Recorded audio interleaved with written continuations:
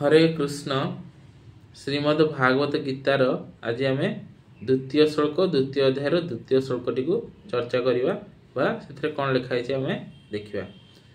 तो ये लिखा कौन ना श्री भगवान उवाच कुतस्त्वाकस्मलमिदं विषमे समुपस्थितम् अनार्ज्यम अजुष्ट्यम ऐश्वर्यम अकीर्तिकरम अर्जुन। तो ये लिखा श्री भगवान उवाच। तो जो अर्जुन कहते लिखा कौन ना अर्जुन उवाच। जितेबाला धृतराष्ट्र कहते लिखा धृतराष्ट्र उवाच। जो संजय कहते लिखा संजय उवाच। जो दुर्योधन कहते लिखा दुर्योधन उवाच। किंतु ये कृष्ण कहते लिखा श्री भगवान उवाच। तो ये गीता किए लिखिं यहाँ गीताटा लिखिं व्यासदेव। तो व्यासदेव जानते कि भगवान हेले किए ना स्वयं श्री कृष्ण हेले स्वयं भगवान। केमिति ना आमर ब्रह्म संहिता प्रथम श्लोक ब्रह्मा कौन कहते ना ईश्वर परम कृष्ण सच्चिदानंद विग्रह अनादिर आदिर गोविंद सर्व कारण कारण। तो ईश्वर परम कृष्ण परम ईश्वर किए ना कृष्ण सच्चिदानंद विग्रह तांकर विग्रह माने शरीर कौन तैयारी ना सत चित और आनंद रे तैयारी। तो जो मैंने कहते कि भगवान हेले निराकार एक्चुअली भगवान निराकार नुहति भगवान दीटा निराकार भी साकार भी। तो तांकर जो साकार रूपटा कौन तैयारी ना सत चित आउ आनंद रे तैयारी। भगवान को आकार अच्छी जोटा कि सच्चिदानंद विग्रह। आमर विग्रहटा कौन तैयारी आम शरीरटा कौन तैयारी ना आमटा पंचभूत तैयारी बा कार्बन हाइड्रोजेन और ऑक्सीजन रे तैयारी।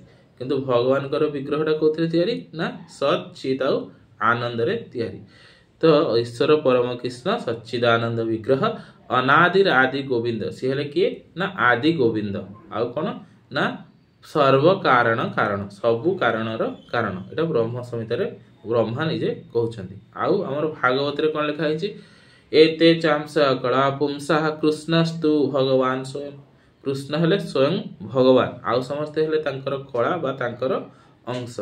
तेणु भगवान एठी आमर श्री कृष्ण उवाच जगह लिखा कौन ना व्यासदेव लिखुं श्री भगवान उवाच।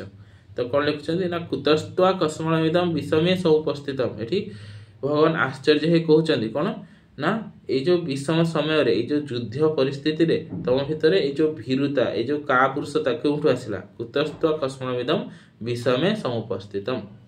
कहीं भगवान कहीं आश्चर्य होते। तो आश्चर्य दुईटा टाइम रे जाए। गोटे है गोटे आम कि जान ना गोटे सडनली गोटे जिनस है आम आश्चर्य हो जाती। आउ गोटे के आउ जन को चेतई देवाई कि तू असुविधा पड़ा जाऊँ। तो ये अर्जुन को चेतई देवाई भगवान आश्चर्य होकर कहते कि कुतस्त्वा कस्मलमिदं विषमे समुपस्थितम् कौन अनार्ज्यम अजुष्ट्यम ऐश्वर्यम अकीर्तिकरम अर्जुन। ये कौन कहते ना अनार्ज्यम ये जो युद्ध न करवाटा है अनार्य काम। केमिति आर्य किए जो माने निजर आत्म कल्याण करती निज आत्मार कल्याण कर्म करती सेटा है आर्य कह जाए। जो माने बुद्धिमान लोक जो माने निजर आत्मार कल्याण केमिति हो जानती। आत्मार कल्याण केमिति हो ना भगवान प्राप्ति भगवान को प्राप्ति द्वारा हम जी सबू कर्म गुड़ा को एमिति करे कि भगवान को सेवा भाविकी करे बा भगवान को सेवा करे ता कर्म द्वारा सी है आर्य। तेणु भगवान ये अर्जुन कौन कहते ना युद्ध न करने द्वारा कौन हम ना भगवान को सेवा हो पारनी। केमिति ना ये भगवान ताको डायरेक्ट कहते कि तू युद्ध कर बोली किंतु सी कहूँ मु युद्ध करी। तेणु यहाँ भगवान माने आज्ञा को अवज्ञा होची। तेणु कौन हो ना से जो युद्ध न करवाटा ही गोटे माने भगवान को सेवा न करवा भगवान को आज्ञा न मानवा सहित सामान। ये युद्ध करवाटा भगवान सेवा सहित सामान। तेणु ये अर्जुन को कौन कहते ना अनार्यम या द्वारा तुमको भगवत प्राप्ति हेनी तुम आत्मार कल्याण हो पार ना। आउ कौन ना ऐश्वर्यम ये तो आत्मा तो कल्याण हो पारनी किंतु ये ऐश्वर्यम भी अर्जुन कौन कह युद्ध करने द्वारा पाप हम कहीं मोर निज लोक मान मारि मोर कूल नाश होटा सब पाप हम। किंतु ये भगवान कौन कहते ना ऐश्वर्यम कारण पुण्य कले आम कौन मिले स्वर्ग मिले। ये जो जिते सब कर्म आम कर कर्म दुई प्रकार गोटे है पुण्य कर्म गोटे है पाप कर्म।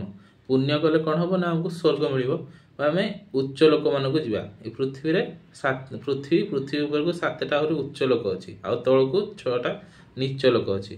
तो जिते पुण्य जी करे पुण्य करने अन्य मान को साहाय्य करवा माने गरीब लोक खाया देदेवा हॉस्पिटल जाइए किसी लोक साहाय्य करदे तो मैंने भगवान को सेवा न करके किसी लोक था जो मैंने पुण्य करती माने सोशल वर्क जोड़ा कहते सेगुड़ा करने द्वारा कौन हुए ना पुण्य हुए ये पुण्य हेल्ले कौन हम ना ऊपर लोक मान आमको जीवाक मिल माने भोग सामग्री बेसी मिल लोक धनी होगी जन्म हवा हाँ तो एमती हम जो मैंने पुण्य करती से स्वर्ग को जाकि किसी दिन एंजॉय करके आसो पितृलोक बहुत दिन जाए जाकि एंजॉय कर तो एमती पुण्य कले आमको ऊपर लोक मिले जो पुण्य सरीज पुणी पृथ्वी आसिक आमको जन्म हवा पड़ो तो कि भगवान कहते कि यहाँ अस्वर्गम माने तुम या द्वारा पुण्य हेनी पाप हम युद्ध न करवा द्वारा कहीं ना सी तार कर्तव्य करूनी से है गोटे कौन से गोटे क्षत्रिय तार कर्तव्य है युद्ध करवा कि से निजर कर्तव्य न करवा द्वारा कौन हम ना तार पाप हम आउ कि ना अकीर्ति कर्म अर्जुन या द्वारा तुम कीर्ति भी बढ़ोनी